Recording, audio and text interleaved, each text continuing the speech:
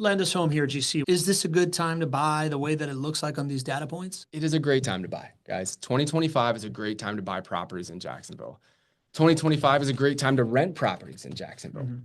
This soft rental market that we have been in will not continue. It will be over at some point soon, and we are poised for growth. So it's a great time to rent.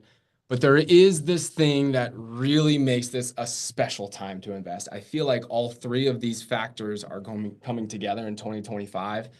And I'll share the third one with you right now, which was the focus of our summit that we did a few weeks ago. Does it rhyme with Schmountown? It rhymes with Schmountown. Mm-hmm. Guys, I've done the research. We have been to these other cities. We have seen the effects of a downtown revitalization and what it does on your single family rental properties in terms of rent price, home price, and median income growth and appreciation. And for you as a rental property investor, the best way for you to win is to have an asset that pays for itself every single month, but is connected to a revitalized downtown. Because downtown cities appreciated 76% more than the US average since 2005. If you are familiar with success stories like Denver, Austin, Nashville, Tampa, that's the best way for your dollars to earn the best risk-adjusted returns because you don't have to take the risk, but you get all of the growth that is associated with downtowns starting to come online, becoming talent attraction meccas, right? Median incomes going up. All these things, these great things happen. And if you own these beautiful single-family rental properties surrounding the downtowns, you're going to get that growth indirectly. Okay, tell us more. And this is shocking data I was sharing with you. Sometimes I do the data here. I look into the data and I'm even surprised. Guys, I didn't even know this, but back in 2005, Nashville, Austin, and Tampa home prices were below both Jacksonville and the US at that time.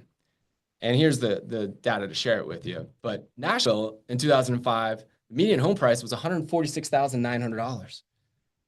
For the US, it was $219,000. Right? Jacksonville was actually $172,000 in 2005. So you would have never expected that Nashville would be this wonderful success story for those who own single-family rental properties around downtown. But guess what? Nashville's downtown came online. It started to attract talent, people living there, people moving there, jobs, companies came in. And look at Nashville's median home sales price now. It's $478,600. It went from 49% below the US average in 2005 to 16% above. Imagine if you owned a rental property portfolio in Nashville in 2005. I imagine it all the time, Greg. There we go. There we go. It's not the only one. You can look at Austin, Denver, and Tampa as well. Similar things have happened. And these cities had revitalized downtowns somewhere around the 2010s. Got it. So our ideas and what we know to be true is that Jacksonville's downtown today is just like Austin and Nashville was in the early 2010s. And within a matter of years, home prices, rents, median income skyrocketed there. And that's what will happen here in Jacksonville. So you know me, I put some data behind it. Yep. And I wanted to see, this guy was challenging me. He's like, all right, I think we're connecting the dots long-term, but like, why is right now such an important time to invest in single-family rental properties in Jacksonville? And I think the best way to depict it is to show residents living downtown in some of these other cities. Because as soon as people start moving downtown, that starts this flywheel effect. Because when people start moving downtown, more bars, restaurants, grocery stores, amenities start to come to those downtowns. And then more talent wants to be there and the jobs want to follow downtown and you become this talent destination.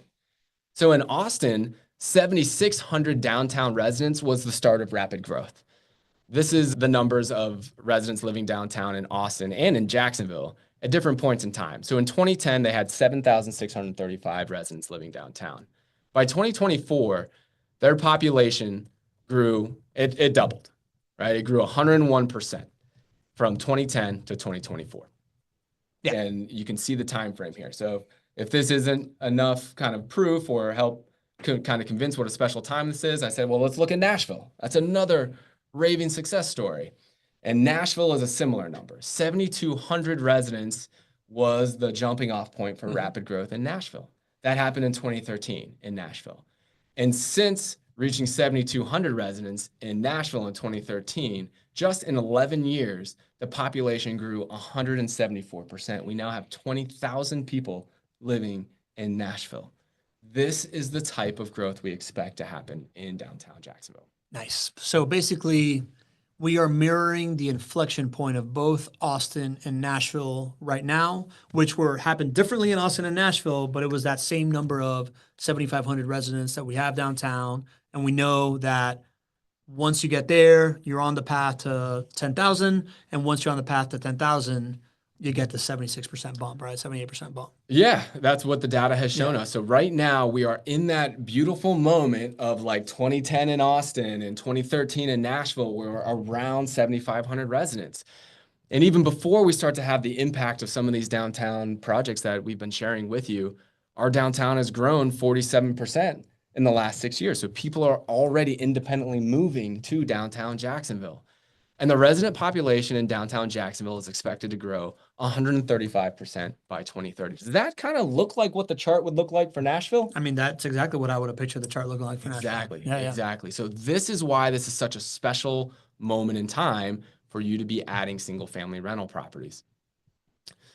We have over $5 billion of active development projects going on in downtown Jacksonville. Yep. And it's not just like, hey, pie in the sky, I hope we can do this project. Guys, we completed over 1.1 billion of development projects in Jacksonville from 2022 to 2024. That's the most in a 3-year span in Jacksonville's history. So things are being completed, things are being started, things are being moved through the pipeline. And where this is going to land is a similar trajectory for Nashville or Austin. I mean, I look at this and seeing all these numbers being invested. It's like you see the snapshot of like what is, like you saw the inflection points of the cities, you see the snapshot of what is, and then this is like the promise of, this is why we know it's coming as well. Exactly. Yeah. And you don't want to be late to a downtown revitalization because it gets a whole lot more expensive and your returns on investment go down. But the beautiful thing, and here's our JWB investment thesis, is that if you could go back in time and you could invest in cash flow properties in markets like Nashville in the early 2010s, you would buy as many rental properties as you could. Now you have the same opportunity in 2025 with JWB, and here in Jacksonville, I hope you take advantage of it because you have the opportunity for outsized growth that you don't have to take the risk on. That's the beautiful thing. People who came to Summit kind of heard me just talk about why I love this asset class so much. You can take advantage of this type of growth without taking on more risk. And that's why it's so important to invest in single-family rental properties surrounding downtown, these JWB neighborhoods that we've been investing in since 2006.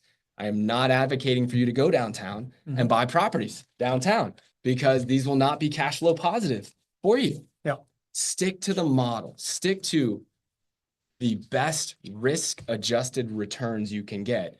But what you have now is a phenomenal upside that I think is a special moment here in 2025 for Jacksonville.